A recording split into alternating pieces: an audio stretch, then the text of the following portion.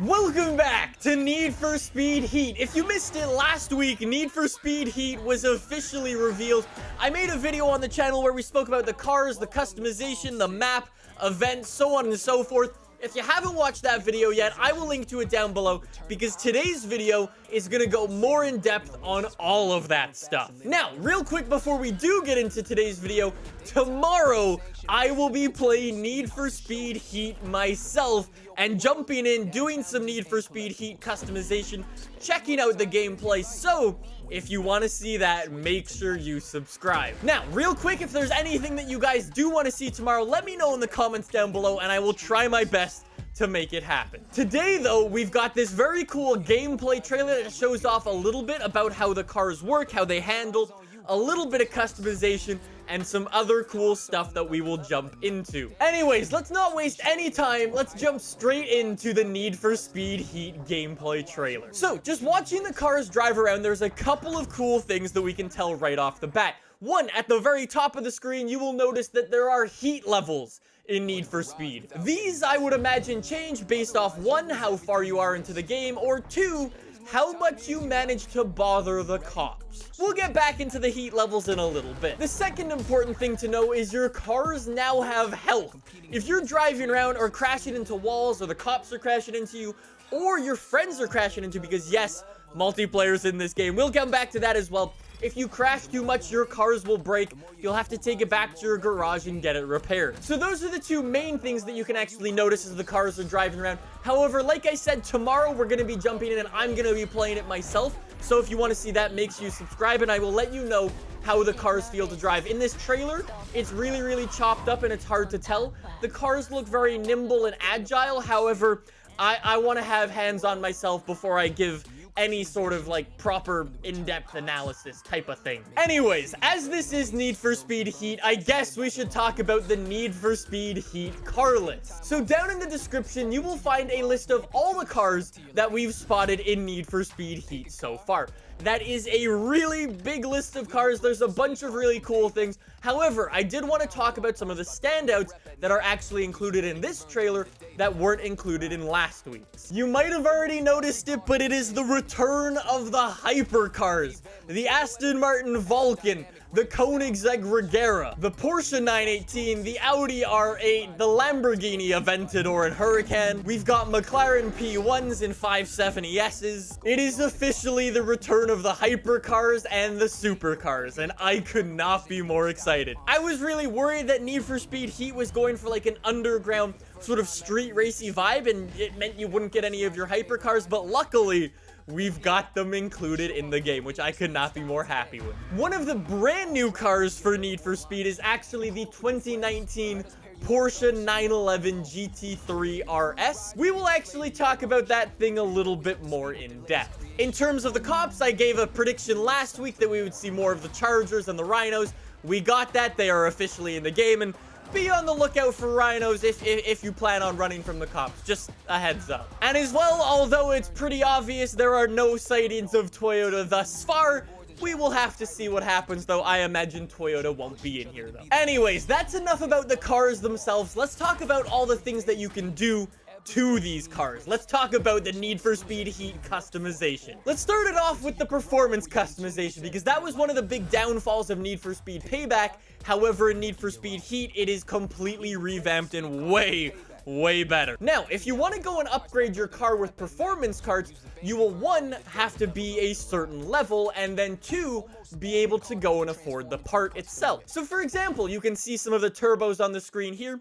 For one of them, you need to be level 27, and then the next level, you need to be level 39. So what that means is you'll need to do your races at night, get enough XP to be level 39, and then once you've achieved that, go in and spend the money that you've earned in the day on those car parts and fit them to your car. It's a really cool way to do it, and I'm honestly really looking forward to that feature when we actually get hands-on. Anyways, let's talk about actually making our cars look and sound the way we want them to. So in Need for Speed Heat, the visual customization is all as you would expect. As previous games, you can mess with your headlights, your exhausts, your wide bodies, your hoods, everything and anything that you're used to in previous Need for Speed games, you can mess around with this. You've also got effects to add to your car as well. Although we don't actually see them in the game itself, I would imagine it's going to be similar stuff from like Payback, where we can mess around with car horns or change the color of your tire smoke. And then we come to something very, very cool. And I think for this one,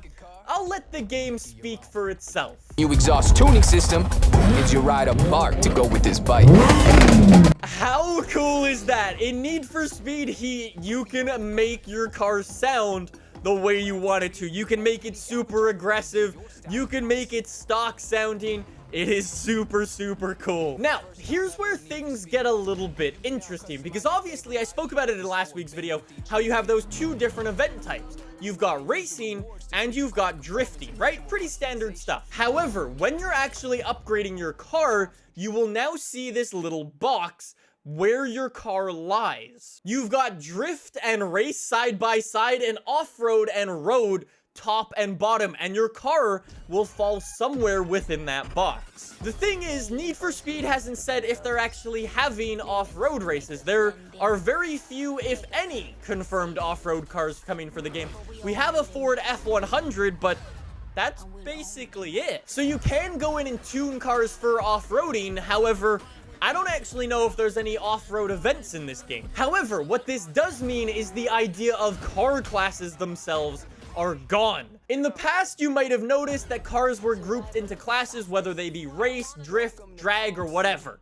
That's actually a very basic way of doing things and making all the cars kind of mesh together to kind of feel like one type of car. It basically means that you will no longer get dropped into a way the car feels. You can make your car feel any which way, which is a very, very interesting concept. So we'll have to see how that works tomorrow, so make sure you subscribe. Anyways, cars are not the only thing you can customize in Need for Speed Heat.